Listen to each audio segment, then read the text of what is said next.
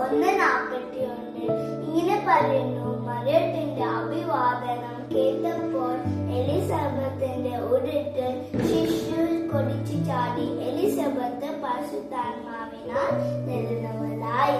കർത്താവ് അരുൾ ചെയ്ത കാര്യങ്ങൾ നിറവേറുമെന്ന്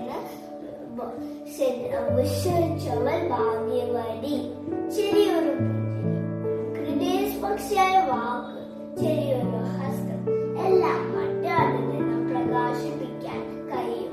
കുടുംബത്തിന്റെയും കൂട്ടുകാരന്റെയും സാന്നിധ്യം ആസ്വദിക്കുകയും ദൈവത്തിന്റെ അനുഗ്രഹം മനസ്സിലേറ്റുകയും ചെയ്യുക.